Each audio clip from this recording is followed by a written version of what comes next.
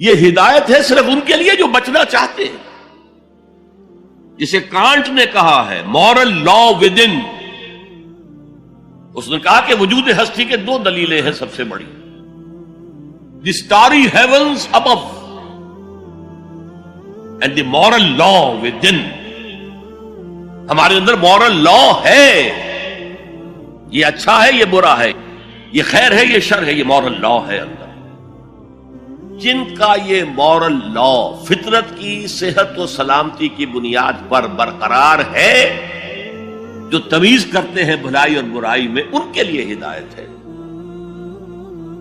اولاً وہی آتے ہیں سلیم الفطرت لوگ، ابو بکر اور عثمان رضی اللہ تعالی عنہما، والذین اتبعوہم بإحسان. پھر کچھ لوگ ان کے پیچھے پیچھے بھی آتے ہیں. ایک نمونہ دیکھ لیا، کچھ لوگ بڑھ رہے ہیں، یہ دوسرے درجے کے لوگ ہیں. قرآن مجید میں درجہ بندی بیان کی گئی ہے. السابقون الاولون من المہاجرین والانصار والذین اتبعوہم بإحسان رضی اللہ عنہم ورضوا عنہ. تو یہ سابقون الاولون جو ہیں وہ سلیم الفطرت، وہ سلیم العقل انسان ہیں جو ان چیزوں تک پہنچ چکے ہیں. البتہ ابھی یقین کی دولت جو ہے حاصل نہیں. اور یہی نقشہ کھینچا گیا ہے حضور کا، وَوَجَدَكَ ضَالًّا فَهَدَىٰ. ضال کا ترجمہ جو ہے گمراہ بھی کر دیا جاتا ہے. ضال اسے بھی کہتے ہیں کہ کوئی شخص کسی کے عشق میں دیوانہ ہو جائے. اور ضال وہ بھی ہے جو ابھی حق کی تلاش میں سرگرداں ہے. تو جو غور و فکر غار حرا میں ہو رہا تھا، حدیث میں آتا ہے تحنسو یتحنسو فی، جا کر آپ وہاں عبادت کرتے تھے. تو وہ عبادت کیا تھی؟ کان صفت تعبدہ فی غار حرا التفکر والاعتبار. غار حرا میں آپ کی عبادت کی صفت کیا تھی؟ غور و فکر کہ کائنات کیا ہے. وہی جس سے فلسفی، جن کوسچن سے فلسفی گریپل کر رہا ہوتا ہے، دو ہاتھ کر رہا ہوتا ہے، وہی حضور اس سارے فکر کے مراحل سے گزرے ہیں اور قریب پہنچ گئے ہیں. تو دروازے پر دستک دی ہے اور دروازہ کھلا ہے. وَوَجَدَكَ ضَالًّا فَهَدَىٰ. پردے اٹھا دیے اور ہدایت دے. اچھا، یہ تو آپ کے سامنے تعلق جو ہے ایمان کا عقل و فطرت کے ساتھ میں سمجھتا ہوں کہ کسی نہ کسی درجے میں واضح ہو. اب میں آپ کو اس کا سنتھسس بتاتا ہوں. یہ عقل و فطرت جو ہے اللہ کو پہچاننا کلیتاً فطرت پر مبنی ہے. انسان کی فطرت میں، اس کی روح میں اللہ کی معرفت، اللہ کی محبت موجود ہے. اس پر ظہول کے پردے پڑ گئے ہیں، تم ادھر متوجہ ہی نہیں ہوتے. تم نے کبھی اپنے قلب کی گہرائیوں میں اتر کر دیکھا ہی نہیں. تم تو باہر کی دنیا میں مگن ہو، مادی دنیا میں لگے ہوئے. کچھ تو بقول شاہ ولی اللہ وہ حیوانیت کی سطح پر آ جاتے ہیں بیچارے. صبح سے شام تک کی کمر توڑ دینے والی محنت کے بعد بھی ان کی بنیادی ضرورتیں زندگی کی پوری نہیں ہوتی. وہ کیا کسی سے لو لگائیں گے، کیا خدا کو یاد کریں گے. کاد الفقر ان یکون کفرا. یہ فقر اور احتیاج اور مفلسی تو انسان کو کفر تک پہنچا دیتا. حضور کی حدیث. تو تم ادھر متوجہ ہو، ہماری طرح متوجہ نہیں ہوتے. حضرت ابراہیم کا قول کیا تھا؟ انی وجہت وجہی للذی فطر السماوات والارض حنیفا وما انا من المشرکین. اور یہ نماز کا افتتاح بھی ہے. انی وجہت وجہی، میں نے اپنا رخ سیدھا کر لیا ہے اللہ کی طرف، حنیف یکسو ہو کر. دائیں بائیں کوئی میری توجہ نہیں جا رہی. یہ ہے در حقیقت اس عبادت کا تقاضا، جو کہ شکر کا لازمی نتیجہ. اب اس کا سنتھیسس دیکھیے. میں نے کہا کہ سب سے پہلے ایمان باللہ وہ کلیتاً فطرت پر ہے. اسی لیے کانٹ نے یہ ثابت کیا، ایک کریٹیک آف پیور ریزن اس کی کتاب، جس نے ہنگامہ پیدا کر دیا تھا پورے یورپ میں۔ اس وقت تک کرسچینٹی ڈومیننٹ تھی اور مذہب ایک اہم عنصر تھا انسانی زندگی کا۔ اس نے کہا اللہ کے وجود کے لیے جتنے منطقی دلیلیں دی گئی ہیں سب غلط ہیں، میں سب کو کاٹ کر دکھاتا ہوں۔ جیسے ہم کہتے ہیں لوہے کو لوہا کاٹتا ہے، منطق نے منطق کو کاٹ دیا۔ There is no logical reason to prove the existence of God. A critique of pure reason، میں نے کہا تھا پیور ریزن، عقل خالص جو فطرت سے رہنمائی نہیں لے رہی۔ وہ فلسفہ جو ہے اس کی منزل کیا ہے، ایگنوسٹسزم یا اسکیپٹسزم، لاعدریت یا ارتیابیت۔ پھر اس نے ایک کتاب لکھی بعد میں، کریٹیک آف پریکٹیکل ریزن۔ اس نے کہا کہ عملی طور پر انسان اخلاق حسنہ اختیار کر ہی نہیں سکتا جب تک کہ خدا کو نہ مانے۔ یہ نیسیسٹی ہے انسان کو کہ مانے۔ علامہ اقبال نے اس کو تسلیم کیا ہے، کانٹ کے اس دعوے کو۔ وہ ان کی کتاب ہے reconstruction of religious thought in Islam, کہ کوئی منطقی دلیل خدا کے وجود کو ثابت نہیں کر سکتی۔ متکلمین نے کوششیں کی ہے، لیکن دلیل دلیل کو کاٹ دیتی ہے، منطق منطق کا توڑ کر دیتی ہے۔ وہ صرف قرآن نے لفظ آیت استعمال کیا جو میں نے بیان کیا تھا۔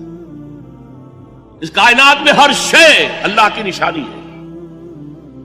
جیسے آپ کو اپنے کسی دوست کی دی ہوئی کوئی شے دیکھتے ہی دوست یاد آ جاتا ہے، ایسے ہی آفاق و انفس میں اللہ کی نشانیاں ہیں۔ تمہارے اندر بھی اللہ کی نشانیاں ہیں۔ ذرا توجہ تو کرو، آفاق کو دیکھو، کھول آنکھ، فلک دیکھ، زمین دیکھ، فضا دیکھ۔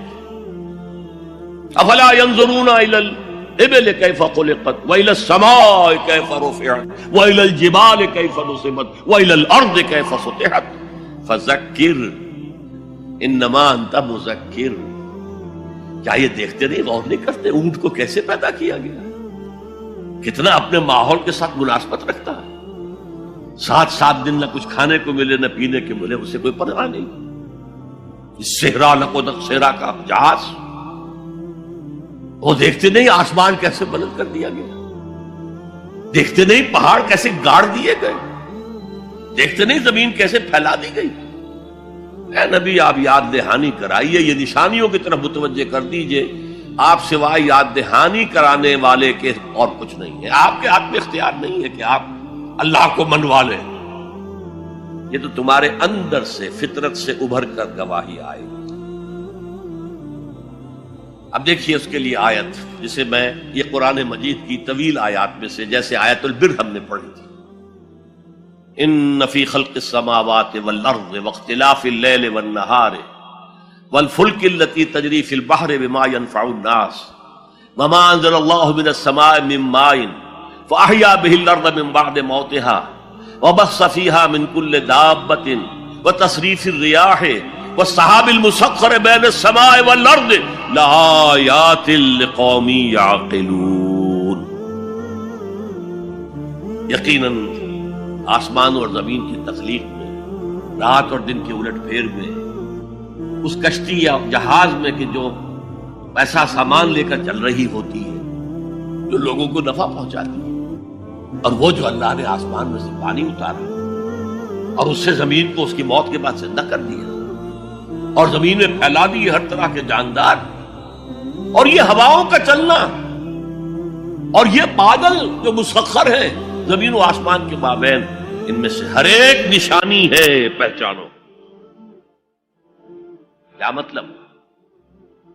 تم نے کسی مصور کی تصویر دیکھی، تعریف تصویر کی کرتے ہو یا مصور کی کرتے ہو؟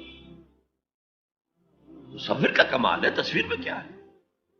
ہاں وہ اپنے منہ سے بول رہی ہے، اپنی زبان حال سے اپنے بنانے اپنے مصور کی تعریف کر رہی ہے۔ تو کائنات کا ذرہ ذرہ اللہ تعالیٰ کی نشانیوں پر۔ شیخ سعدی نے کہا، بڑا پیارا شعر ہے، برگ درختان سبز در نظر ہوشیار ہر ورق دفترست از معرفت کردگار۔ یہ جو سبز درختوں کے پتے ہیں، ایک نگاہ ہوشیار جو کہ ان کی حقیقت کو پہچان سکے، اس کے نزدیک ہر پتا معرفت کردگار کا ایک بہت بڑا دفتر ہے۔ اور آج ہمیں معلوم ہے ہر پتا ایک فیکٹری ہے، فوٹو سنتھسس کا عمل اس میں ہو رہا ہے، سورج کی انرجی کو جذب کیا جا رہا ہے۔ برگ درختان سبز در نظر ہوشیار، ہر ورق دفتر است از معرفت کردگار۔ وہ جو آیت میں نے آپ کو سنائی اسے میں نے نام دیا ہے آیت الآیات۔ اتنی آفاقی آیات کسی اور آیت میں جمع نہیں کی گئی جتنا بڑا گلدستہ خیال۔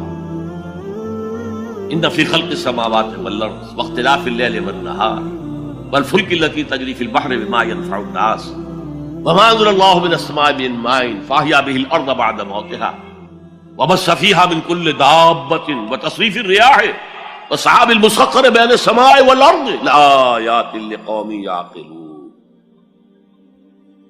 دوسری طرف تمہارے اندر بھی ہے، سنوریہم آیاتنا فی الآفاق وفی انفسہم۔ بے دل نے خوب کہا تھا، یہ چوٹی کے شعراء میں سے رہے ہندوستان کے، یہاں تک کہ غالب کو کہنا پڑا کہ طرز بے دل میں ریختہ لکھنا اسد اللہ خان قیامت ہے۔ آسان نہیں ہے طرز بے دل میں اردو میں شاعری کرنا، وہ فارسی کے شاعر تھے۔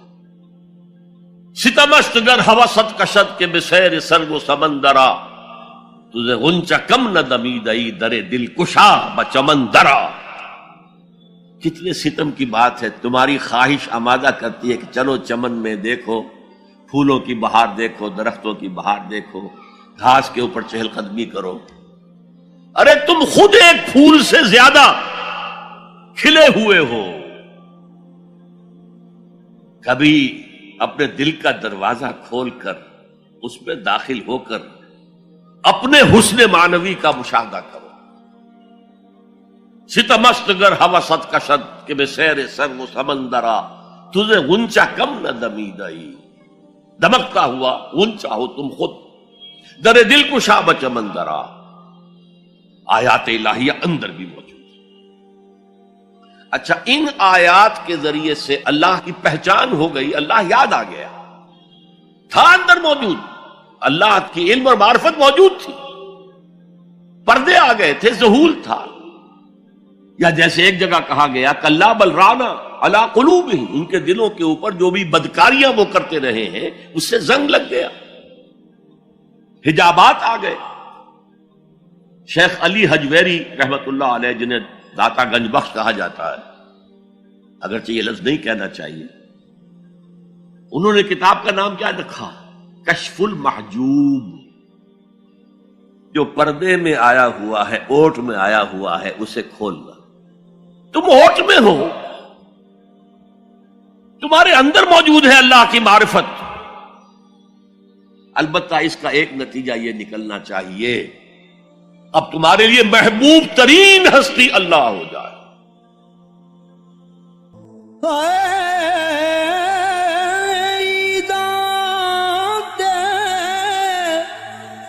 شب رات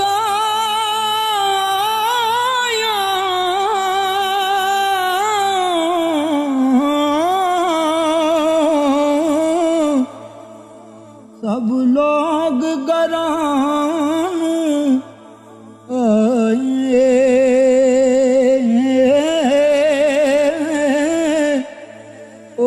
نہیں آئے او پرت محمد جو آپ ہتھیں دفنا